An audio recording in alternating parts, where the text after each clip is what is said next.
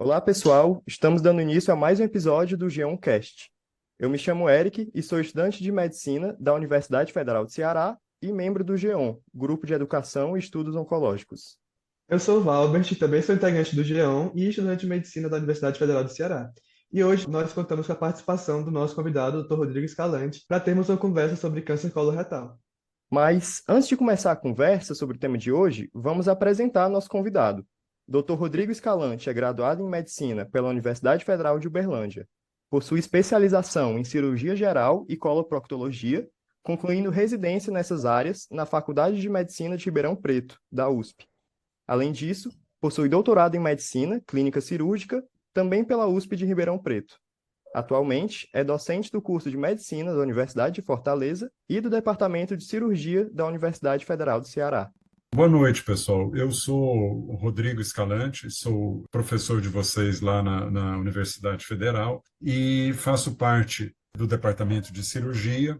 Atualmente trabalho na residência médica de coloproctologia e com os alunos na disciplina de cirurgia e clínica do aparelho digestivo. E hoje eu acho que é um tema que é extremamente relevante e muito comentado, porque nós tivemos recentemente algumas pessoas muito conhecidas, celebridades, né, e pessoas famosas, que estão se tratando de câncer coloretal, e a gente tem notado um interesse muito grande da população, das pessoas, em nos procurar e tentar entender o que elas podem fazer de diferente para que não chegue, né, não tenha um diagnóstico ruim ou de uma doença avançada. Então, eu acho que a nossa conversa vai ser bastante interessante hoje e acho que a gente pode conseguir explicar para as pessoas um pouco sobre as dificuldades que a gente tem com essa doença e como que a gente pode pensar ou detectar ela antes dela se tornar uma doença maligna, ou caso, né, o que a gente chama de detecção precoce, né, caso a pessoa tenha um problema, que a gente tente diagnosticar o mais rápido possível, para que a gente aumente a chance de cura nessa situação. Pronto, Dr. Rodrigo. Para a gente começar a nossa conversa, embora essa tenha sido uma doença que foi muito comentada nas mídias nos últimos tempos, como você falou, muitas pessoas ainda não sabem exatamente do que ela se trata. Então, eu acho importante começar por essa pergunta. O que é o câncer coloretal? O câncer coloretal, né, todo câncer é uma doença que a gente chama de doença maligna. O que que é isso, né? Algumas células, elas se transformam e elas se juntam, conseguem se multiplicar mais rápido e conseguem invadir outros órgãos. Quando acontece uma situação dessa, a gente chama de neoplasia maligna ou de câncer, né, como que as pessoas falam. No caso do câncer coloretal, né, a gente tem o intestino dividido em algumas partes. A parte mais final do intestino a gente chama de cólons, a parte mais final dos cólons é, e a parte depois do reto vem o ânus, né? A gente tem que entender um pouquinho que entre os cólons e o reto fazem parte do intestino, enquanto que o ânus é uma transição já para o meio externo, então ele vai estar muito mais parecido até algumas vezes com tumores da região da pele do que propriamente do intestino.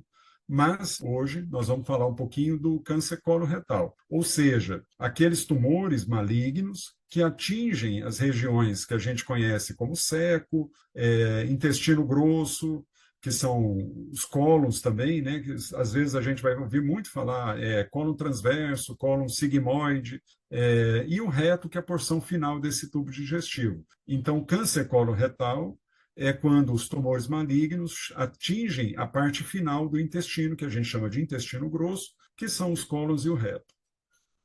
Pronto, doutor.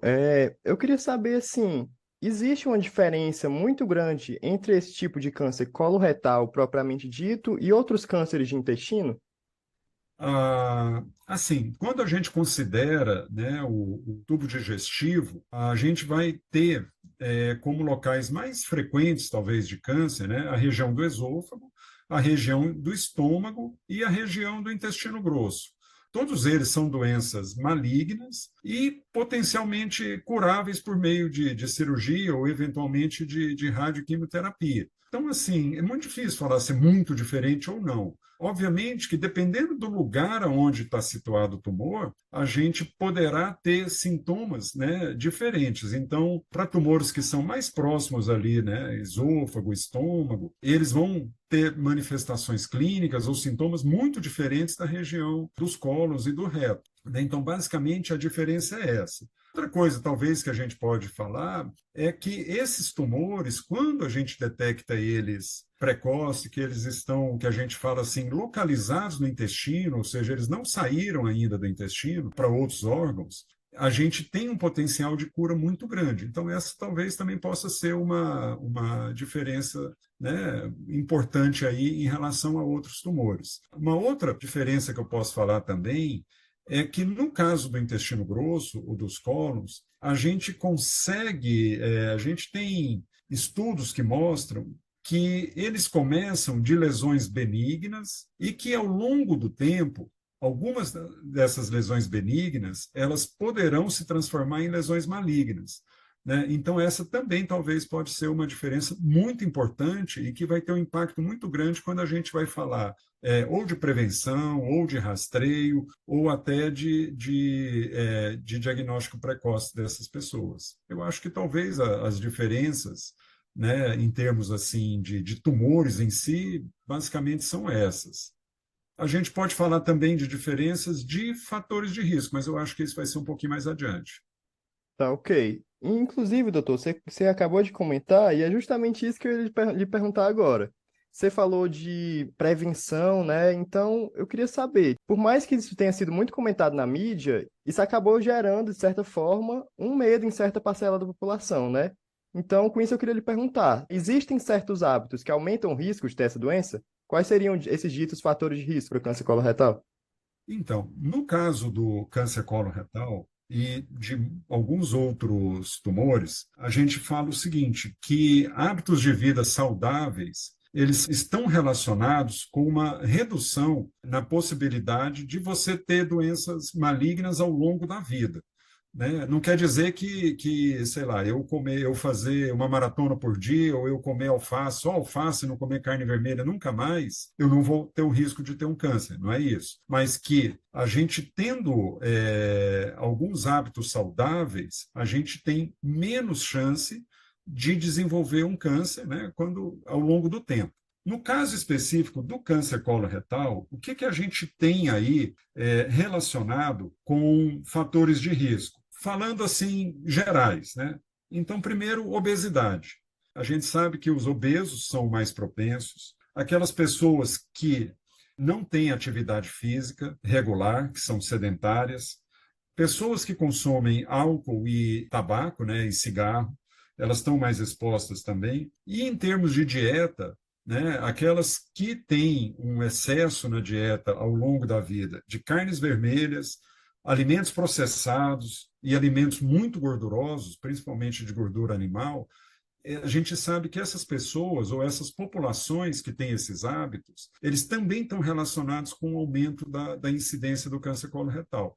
Mas dito isso, né? É para a gente nunca mais comer carne vermelha na vida? Não, não é isso, né? É para a gente, se possível, a gente não exagerar, como nada a gente na vida deve exagerar, e a gente poder controlar. Então, eu acrescentar fibras na dieta é um fator protetor, e, né, além das carnes vermelhas, eu alternar com outros tipos de carnes, aqueles que consomem carnes, e reduzir quantidade de gordura, reduzir quantidade de alimentos ultraprocessados, né? Então, isso aí é uma alimentação saudável, ela está relacionada ao longo do tempo com a gente ter alguma proteção, ou a gente ter uma menor exposição, ou ter menor risco ao longo da vida de desenvolver o câncer coloretal. E algumas outras doenças também. Fora isso, existem alguns fatores de risco que estão relacionados, que aí a pessoa não tem como controlar, que seria, por exemplo, a herança familiar. Então, a gente sabe que quando a pessoa tem um ou mais parentes em primeiro grau com câncer coloretal, isso a gente não pode falar que é uma doença genética, mas a gente pode falar que é uma tendência familiar. Então, essas pessoas, elas já estão naturalmente mais propensas a desenvolverem do que a população geral. Quando eu tenho uma pessoa que, por algum motivo, fez um exame e aí ela tirou um pólipo, e esse pólipo era uma... Pólipo é como se fosse uma verruga, um biloto ali que dá ali no intestino. Se ela tirou isso, e esse pólipo, ele era um pólipo que a gente chama benigno, mas que ele é precursor, ou ele tem potencial de virar maligno, essa pessoa também tem risco aumentado de câncer coloretal. Algumas inflamações crônicas, por exemplo, as doenças inflamatórias intestinais, e algumas outras situações menos comuns, que são as chamadas doenças genéticas. Aí sim, existem algumas doenças genéticas, que essas aí são herdadas nas famílias, e aí elas têm aumento de risco de câncer coloretal nas pessoas afetadas, né? Quais são essas doenças genéticas? Uma que se chama síndrome do câncer familiar, ou síndrome de Lynch, e uma outra que se chama polipose adenomatosa familiar. Normalmente, né, as pessoas da síndrome do câncer familiar ou da síndrome de Lynch se apresentam com uma história de várias gerações seguidas com tumores malignos, não só de intestino, mas de outros lugares, como, por exemplo, do rim, do estômago, de mama, de útero e de intestino, né? E a que tem a polipose familiar múltipla, normalmente, né, ele vai ter o familiar ali, aquela história, olha, uma pessoa da minha família teve, e aí a gente tem que investigar a família inteira. Então, assim, quando a gente fala de fator de risco, né, esses são os fatores de risco principais para o câncer coloretal. Pronto, doutor. Até mesmo de surgir algum sintoma, é necessário fazer algum tipo de rastreamento desse câncer, porque a gente sempre ouve falar, inclusive você já comentou aqui, né, que o tratamento do câncer é sempre mais fácil e até tipo de lesões precursoras quando se tem esse diagnóstico precoce, quando se tem esse rastreamento. Então, é possível para o câncer coloretal? Existe isso? Eu acho que a gente precisa esclarecer alguns conceitos. Então, o primeiro conceito que a gente tem é o que a gente chama de rastreamento. O que é o rastreamento? O rastreamento é quando eu tenho pessoas que não sentem nada, e aí a gente vai fazer algum teste ou algum exame nessa pessoa que não sente nada, com o objetivo de eu reduzir a possibilidade de uma certa doença. Então, no caso do câncer coloretal, a gente está falando o que de rastreamento? São pessoas que não sentem nada. Aí a gente vai definir para essas pessoas que não sentem nada qual a melhor forma da gente tentar detectar eventuais lesões que são assintomáticas. Então, ela não está sentindo nada e a gente vai buscar alguma coisa, vai tentar buscar alguma coisa. Então, isso que a gente chama de rastreamento. No caso do rastreamento do câncer coloretal, a gente considera os fatores de risco que essa pessoa tem. O primeiro fator de risco que a gente tem é a idade. À medida que a gente vai envelhecendo, a gente tem doenças que a gente diminui a chance de ter e tem outras doenças que a gente aumenta a chance de ter, entre elas muitos dos tumores malignos, entre eles o câncer do intestino ou o câncer coloretal. Os programas, né, populacionais de rastreamento mais comuns começam com pessoas a partir dos 50 anos. Mas a gente tem recentemente um questionamento na literatura médica geral do mundo de que talvez esses 50 anos possam ser reduzidos para 45. Então, hoje, a gente já fala, entre 45 e 50, as pessoas deveriam fazer algum tipo de exame, né, desde elas não sentindo nada e tudo, né, para o câncer coloretal. Quais são esses exames para aquelas pessoas que têm somente o fator de risco, idade? Os dois exames mais comuns são a pesquisa de sangue oculto nas fezes. O que é isso? É um exame de fezes que a pessoa vai lá, colhe uma amostra, manda para o laboratório, e o laboratório vai falar para a gente assim, olha, a gente encontrou resíduos de sangue nas fezes, ou não existe resíduo de sangue nas fezes. Qual que é a importância desse exame? Né? Esse exame, para a gente, ele é muito importante quando ele é negativo, porque quando ele é negativo, a gente vai repetir todo ano, ele é simples, ele é acessível, ele não é caro, Então, ele vindo negativo, você repete todo ano, até você tomar a decisão se faz ou não um outro exame, que é mais, vamos dizer assim, mais acurado, mais fidedigno, mais completo, que a gente chama de colonoscopia. A colonoscopia é uma endoscopia do intestino. E ela é basicamente o seguinte: a gente, né, pede para o paciente tomar um preparo. O que é um preparo? Uma solução laxativa, limpa todo o intestino dela, ela chega no centro de endoscopia em jejum, e aí ela é feita uma sedação anestésica, e a gente passa um aparelho pelo ânus que vai caminhar por todo o intestino e a gente observar esse intestino em visão direta. Então, a colonoscopia, hoje, é talvez o método mais fidedigno que a gente tenha para rastreamento das pessoas. Qual que é o problema dela? Né? O problema é que, principalmente na rede pública, a gente não tem condição de fazer colonoscopia de todo mundo que procura a gente acima de 45 anos. Então, por isso é que o sangue oculto passa a ter também uma importância grande. Né? Então, se a gente não vai fazer colonoscopia em todo mundo, a gente pelo menos poderia fazer um exame de sangue anual, e naquelas que vem negativo, a gente continua com ele até o momento em decidir ou não pela colonoscopia. Então, esses são os exames, e essa é a indicação mais comum de rastreamento, que é baseada no critério de idade da população. Mas existem outros fatores que podem contribuir para que a gente faça esse rastreamento de uma forma diferente. Então, assim, a gente sabe que história na família de alguém que tenha tido câncer coloretal aumenta a chance de câncer coloretal naquele indivíduo, se for em primeiro grau, principalmente. Então, esse aí, em geral, a gente vai optar para fazer por ele, né? Algumas vezes a gente começa até aos 40, não começa nem aos 45, por conta da história familiar, e aí ele vai fazer o exame de colonoscopia direto, já não tem muito sentido a gente fazer com sangue oculto.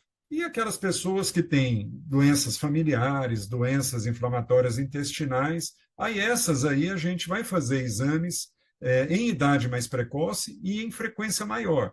Mas aí são situações muito específicas. Então, assim, rastreio é para aquela pessoa que não sente nada. Além do rastreio, a gente tem a possibilidade do que a gente chama de diagnóstico precoce. O que é isso? Aquelas pessoas que sentem alguma coisa, elas procuram assistência médica, o médico tem que pensar no diagnóstico, e aí ele vai pedir um exame diagnóstico. Quando a gente está falando em diagnóstico precoce, aí a gente não faz também o sangue oculto, a gente vai fazer colonoscopia. Então, o melhor método de diagnóstico precoce de câncer coloretal é a colonoscopia.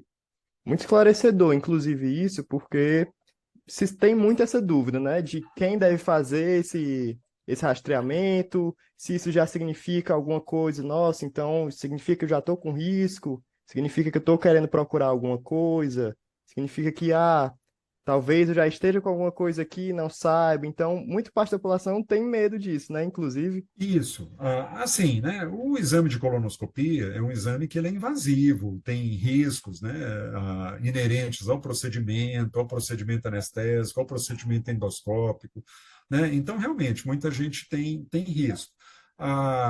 Eu acho que faltou um pouquinho também eu completar, né, qual que é o porquê que a gente fala, né, insiste muito em rastreio e a gente insiste muito em diagnóstico precoce. No caso específico do câncer coloretal, a gente sabe que a imensa maioria das pessoas vão ter lesões benignas antes das lesões malignas. Então, no caso, né, o que a gente faz então? Qual que é o objetivo nosso sempre? Né? Sempre é que a gente detectar essas lesões benignas, que a gente remova elas antes do que elas se tornem malignas. Alguns autores falam que nem todas dessas lesões benignas vão se transformar em malignas, mas obviamente que a gente detectou, a gente tem que tratar e a gente remove isso aí, a maioria das vezes remove até pela própria endoscopia. Então, essa é uma doença que ela é muito propícia para que a gente tenha programas de rastreio, né, e de diagnóstico precoce, com chance de diagnóstico precoce. porque ela, quase totalidade dos casos, ela vai passar antes por uma lesão benigna que a gente tem a capacidade de remover e essa doença benigna não progredir. Depois de um certo tempo, a gente vai repetir. Quanto tempo que é esse? Aí depende do fator de risco. Mas normalmente, os casos mais comuns, a gente repete entre 5 e 10 anos. Então, aquelas lesões muito pequenas que a gente não detectou no primeiro exame, ou aquelas lesões que vão se desenvolver depois nesse intervalo, aí a gente consegue remover de novo. E com isso a gente consegue, por meio desses programas de rastreio ou eventualmente no diagnóstico dessas lesões benignas ainda, antes delas se tornar malignas, a gente consegue, de uma certa forma, até evitar, né, o aparecimento de doenças malignas. Não evita em todo mundo, mas a gente consegue minimizar muito o impacto da doença, ou se tiver uma doença maligna, que ela seja no início, né, quando a gente tem esses programas de rastreio. Doutor Rodrigo, a conversa está muito boa, mas vamos encerrar a primeira parte do nosso episódio por aqui. Aos nossos ouvintes, fiquem atentos que em 2 semanas irá sair a segunda parte desse episódio, na qual nós vamos continuar nosso papo sobre o câncer coloretal. Mais especificamente, nós vamos falar sobre os sinais e sintomas que essa doença mais apresenta. Boa noite a vocês e parabéns pelo trabalho. Certeza, Boa doutor. Muito noite, muito obrigado. obrigado.